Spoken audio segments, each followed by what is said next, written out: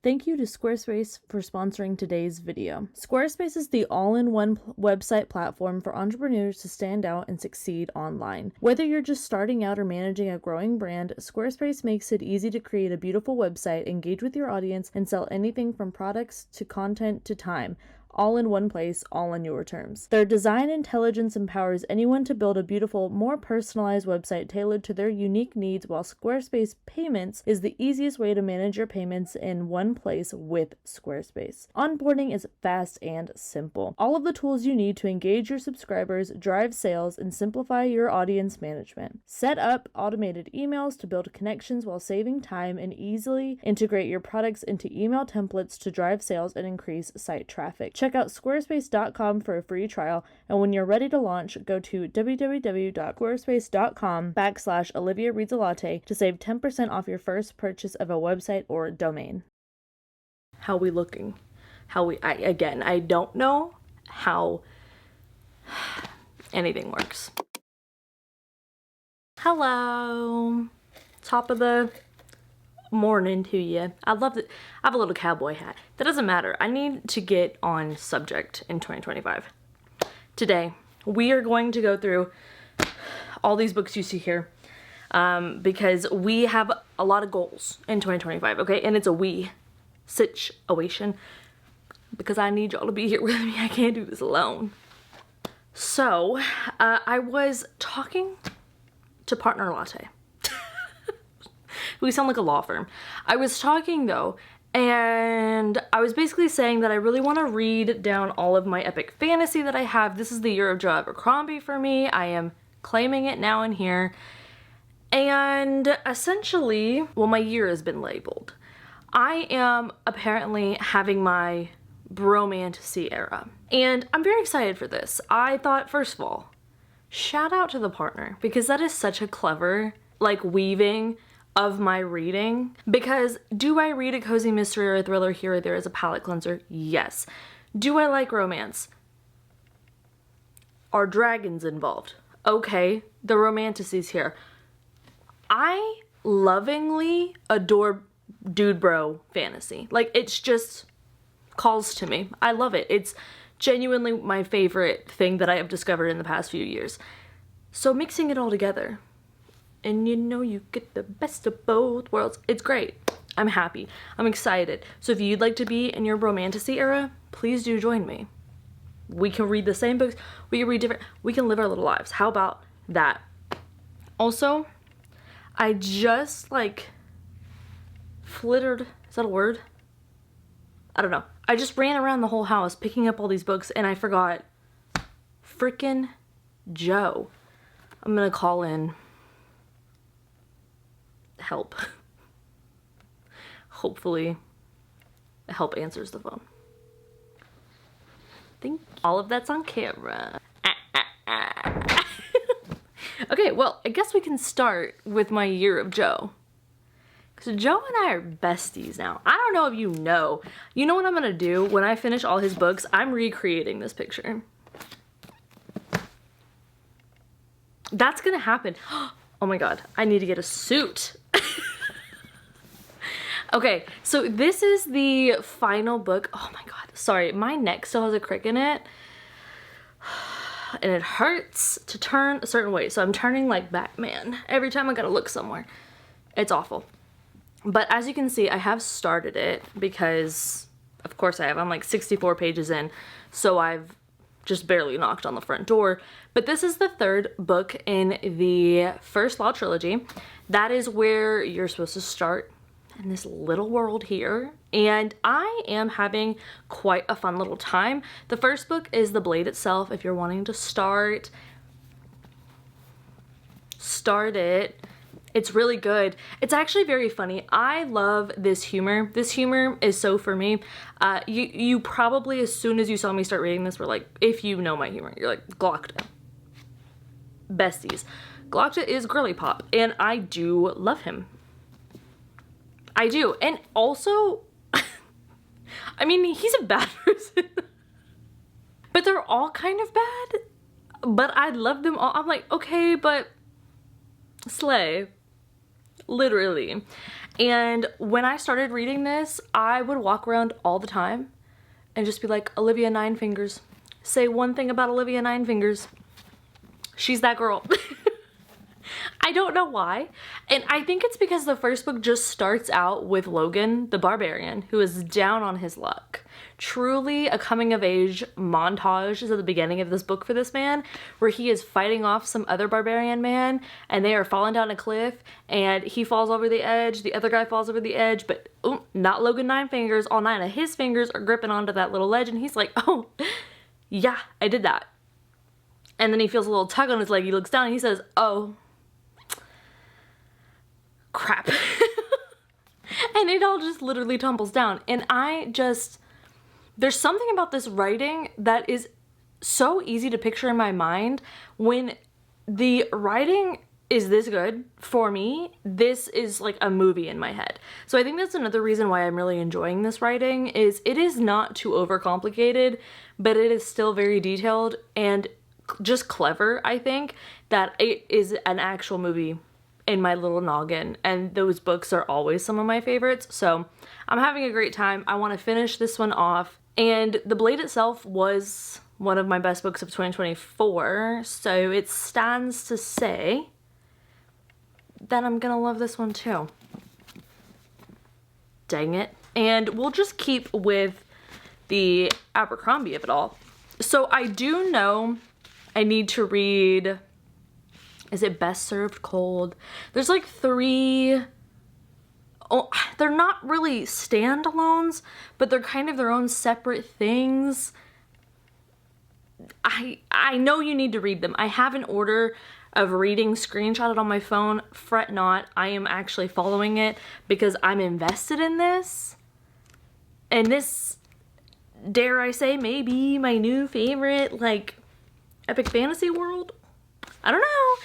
But I'm really having a good time. I don't know what grimdark means. I don't think anyone really has a settled title for that and what that means. But allegedly, this is grimdark. So maybe I'm also a grimdark girl. So we have the next trilogy, which is A Little Hatred. Me in Any Parking Lot. The Trouble with Peace. Me in Any Parking Lot. The Wisdom of Crowds. Not true. But these are the next 3. I do love the red, blue, yellow color scheme.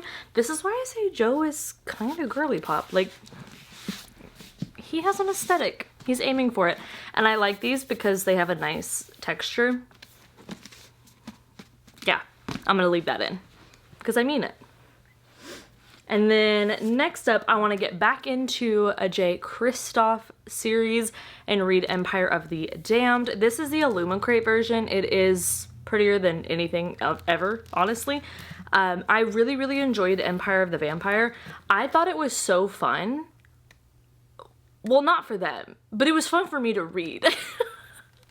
And I am just here for a good time. That's what I'm realizing as I'm speaking. Because all the other dude bro fantasy people, who aren't simply dude bros, by the way, like, listen, it's a vibe, it's a concept, it's a movement, it's a moment, I love it. But all the other dude broies that I watch, they're really good at, like, explaining the books, and then I feel like I'm that one character at the back of the caravan that's like, woo, me too, glad I'm still alive. I think that actually would be my role in one of these books. Actually, I don't think I'd make it. Or I'd be the village witch. It'd be one of those. But for this one, we are in a world... This is honestly very much like... What is that book that... Oh, wait, no. Let me not say that I DNF that book, because then maybe I won't be allowed into the dude bro sphere. It was The Name of the Wind. It was really bad. I DNF'd it at 85% or something like that. Not worth it. But this has the same storytelling style where it is our main character who is like imprisoned at the moment, and he is someone that is essentially a vampire hunter, and I believe that those guys are like half vampire or something like that. It's been a while since I've read the first one, but I think that's the truth. And if it's not, Jay, make it one, because that's kind of a cool concept. But I think it is the concept because duh. But he is being interviewed by a vampire to tell the story of like how basically this whole trilogy happened and how he came to be where he is. And I know a lot of people don't like that because it kind of takes away from the not knowing where your main character is going to be at the end of the story. I get that. I have enough anxiety like just in my brain that I like to know that our bestie is like alive and telling his tale. I don't need to worry about him. And then I just assume everyone else is like, and in one of his books, that's a safe bet. So I do hope to read this one. It's another chunky book. Okay, then also in the hopes of catching up on series, well, this is a trilogy, but just any series, catch up or finish them. I would love to finally finish The Empire of Gold. My friend from work probably has finished this. I haven't texted her to ask because I'm scared and I'm so behind and I'm not gonna pick this up right now and I'm scared. I've been reassured that this ends happy or whatever, or like I'm not gonna be upset. Wrong. I'm gonna be upset because it's done. Like it's gonna be a problem and I'm gonna cry no matter what. Kingdom of Copper, I cried so bad. So bad. It was honestly embarrassing and I was alone, but I was looking around like, am I really alone? Like if this is the Truman Show, what an awful, awful season ender, because this is crazy. This is a mess. I really don't cry that much when I read, but she got me. Shannon got me like by the throat. So I did start this one very hesitantly, very barely. And when I say that, I mean, I'm on chapter 2, but I saw Dara's name again and I said, oh, hold on. I'm actually not ready, but we're gonna make it happen because I need to make it happen. And then I am gonna give a few books a second go. Where is that one? Okay, actually, wait. Let us finish up. Oh my god, it got so dark. Is this the grim dark they're talking about? Guys, I'm not gonna wait for the light to get better because there's supposed to be a little snowstorm coming and I don't think the light is gonna get better. So I have another trilogy I'd like to read. It's by John Gwynne, The Shadow of the Gods, The Hunger of the Gods, The Fury of the Gods. I want to read all 3 of these. I just think I'd like them from what I've heard about them. I have read Malice, which is the first book in the quartet that I first got from him, and I am interested to go on with that series, but I am not as intrigued as I am with this. Malice was fine. It was very slow for me. I know there are some things coming because I asked a friend, like, basically please intrigue me with this series because I am not very intrigued right now, and it did intrigue me. It made me curious, but I am more intrigued with this series now. But this one, I just want to read this one. I'm feeling it. I'm feeling it. And then this is something I tend to do is I will read a more recent book by the author and then go back to the backlist and work my way back forward. I did that with Sanderson and it worked out really well for me because I think I would not have finished Mistborn, the first trilogy, if I had known, or if I hadn't known how much I would like the Stormlight writing. So I didn't love Malice, but I think that I have the potential to really, really like these, and then I will want anything from an author that I've like fallen in love with their writing. So I think we're gonna work that one out. And then I have 2 books that I have been absolutely putting off. One of them I am 60 chapters in, 509 pages. I can still tell you exactly where I left off in this book. It is so clear in my mind's eye because it is, everything's happening and like none of it's good, but it's my favorite. Not my favorite in the like series, but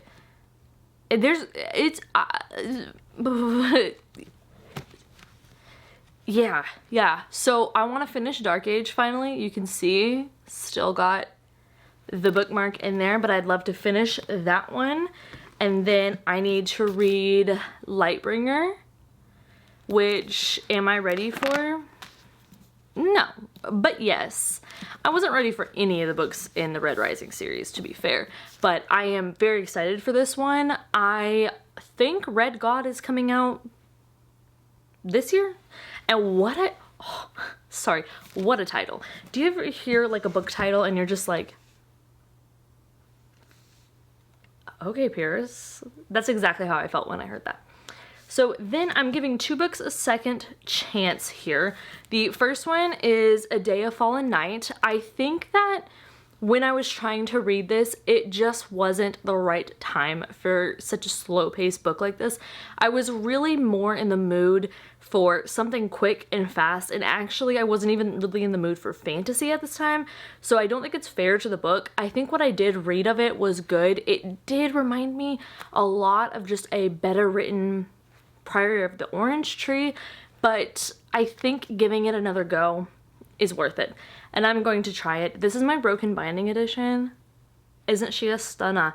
I'm probably not gonna read this edition only because I'm real paranoid about my spines, y'all. I don't know if you know the answer to this. I've stopped stacking them like this. We're not doing that anymore going forward. The only ones I have that for are like not collectors ones and paperbacks, but I'm also seeing that it like bows right here. I feel like that's probably normal because if you're thinking about it, it's just on the shelf on these 2 pieces right here. Like it's obviously gonna lean forward because it's just the weight of all this paper. But is there anything to do for that? I feel like there's not, because all my Stormlight books, it's like a smaller gap here and the gap gets wider here because I think the pages are all just leaning forward. But I noticed that yesterday on some of my Cassandra Clare books too when I was cleaning the shelf. So if anyone knows what that's about or if that's just normal, because I don't think there's anything I can do about it. So that sucks, but I am excited to get back into this one and give it a second go. I'm more hesitant to get into this one for a second time. When the Moon Hatched. This is a very, very, very, very, very, very incredibly popular fantasy romance book, and I am motivated to read this because my friend Ashley, she is currently reading it right now and seems to be liking it, question mark. I'm not sure because I did say what I think my thoughts were, like what the twist is, because I DNF this 300 pages in, and I know some people are going to be like, Olivia, why would you go back? Because I hate to be left out of hyped things, and I think I could like this book if I had the right expectations. I just think the way that I saw this hyped up, and I read it a little bit earlier, so there wasn't as many voices kind of describing this book. It was hyped as like a really well done, well-rounded fantasy and romance and all these things, and it's not to me with what I've read. Granted, this could be edited now, which is what I really think it suffered from, because I feel like a lot of people think just more words equals better fantasy because it's a longer book or something like that, and I can't name you a book that I have read off the top of my head that needed to be longer or needed to be like, it didn't need editing down. I think recently, I don't know what's going on, but every book I'm reading, I'm like, what? You couldn't have said that shorter? You could have. You could have. Literally every single book. So I'm hoping a little bit of that got edited down. If you were watching this and you were just sadly, slowly shaking your head, don't tell me. Let me figure it out. But I'm excited to give it another go. This is a library copy because I will not be making that mistake again. But watch me love it. That would be kind of funny. Next up, series again. I want to read The Mime Order, The Song Rising, The Mask Falling. I hope these are all in the right order. I don't know, but these are also my broken binding editions of the series. I absolutely loved the Bone season. I thought it was such a fun time. It was really, really enjoyable. I never read the original when it came out. I just read the revised like 10-year anniversary or whatever she did, and I think all of these fall under that category as well, and I'm excited to get into it. It really was I think to me, what I like when I want a balance between fantasy and romance, and my likeage is very weird. It's in between what both genres do, because fantasy is not going to always focus on the romance. Like, that's not what the purpose is. I understand that. And then for fantasy romance, the purpose is to focus more on the romance. And I get that. But, like, what if we didn't? What if we met in the middle? That's what I like. And this, I know some people, this is not a fantasy romance. Let me be very clear. But you have to do more than just have a romance to be a fantasy romance. At least to me. So that's not that. But I do want to read it. An actual fantasy romance, Heat of the Everflame. I want to catch up on this series. I want the author to catch up on this series and finish it so I can also finish it. We have big goals for 2025. I also have The Courting of Bristol Keats. I have not read anything by Mary E. Pearson. I have not read anything by her. I do have her original trilogy and then the duology that got really popular recently. Well, not recently, like within the past few years. But I would like to read, honestly, all of it. I own all of it. We might as well read all of it. But this one is just, I got it from a book box and it's really pretty. So it's on the top of my list just because it's the one that I just got recently. But like, look at that. Isn't that so beautiful? That's actually crazy. Oh, I have one cozy mystery thriller book. This is not really the year of this for me, I think, but I will always make time for Finlay Donovan. This is the latest book in that series. She'll always be here. Yes. And then the final series, my book club is going to be reading An Ember in the Ashes soon, and I want to then continue on with the entire series because I read An Ember in the Ashes when it first got published for freaking ever ago, and I loved it. I thought it was so fun. I thought it was so intriguing, and the pacing and the plot and the characters, I was like just enthralled. I loved it.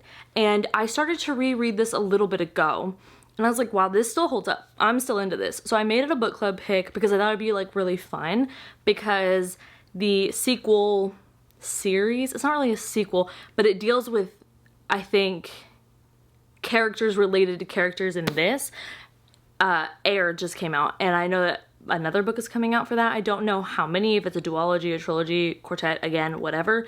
But I just want to read in order for this one, because if the next series has characters involved that are in this one, and people said very early on in Air, Lord, hold on.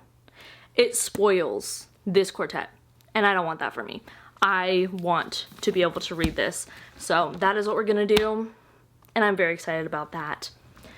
So those are all my books that I am hoping to get to in 2025. It's a lot.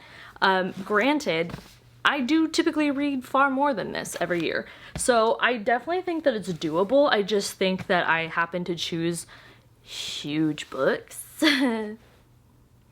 So we'll see. We'll see. But I'm very excited. I'm very excited to embrace the new romantasy title. I think it's gonna be really fun.